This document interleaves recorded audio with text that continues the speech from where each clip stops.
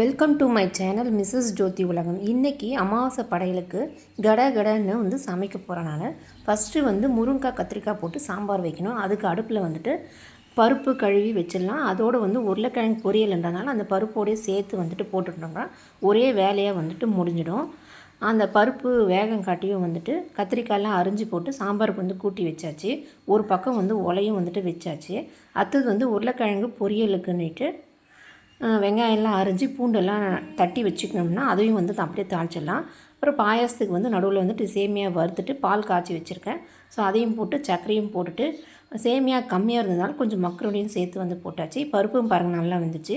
அதில் இருக்கிற உருளைக்கிழங்கு மட்டும் நம்ம தனியாக வந்து எடுத்துடலாம். இந்த மாதிரி எடுத்துகிட்டு கடைஞ்சி ஊற்றிட்டு புளியும் வந்து கரைச்சி ஊற்றிட்டோம்னா சாம்பார் வந்துட்டு ரெடி. சாதமும் வந்து பொங்கி வந்தாச்சு.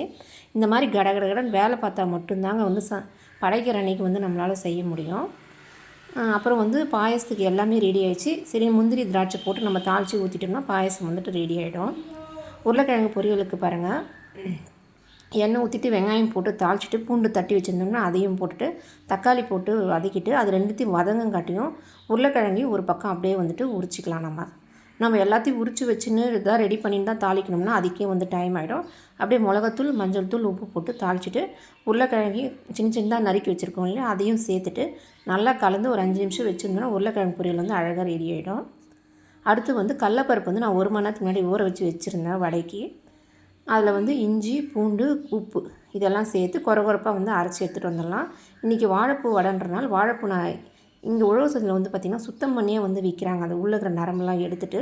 ஸோ அதை தான் வாங்கிட்டு வந்துச்சு. அதை ஒரு மிக்ஸி ஜாரில் போட்டு அதையும் வந்து நல்லா பொடியாக அரிஞ்சு எடுத்துகிட்டு வந்துடலாம். இந்த மாதிரி இது எல்லாத்தையும் போட்டு வடை மாவில் போட்டு எல்லாத்தையும் கலந்துட்டோம்னா வடை மாவு வந்துட்டு ரெடி.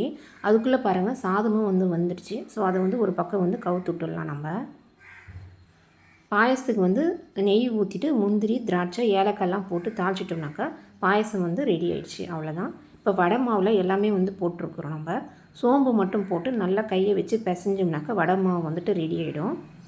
அதை அப்படியே கொஞ்சம் நேரம் வச்சுட்டு அதுக்கப்புறம் வடை வந்து போட்டு எடுத்துடலாம். எல்லாத்தையும் டைனிங் டேபிளில் வச்சுட்டு வடையும் வந்து போட்டு எடுத்தாச்சு.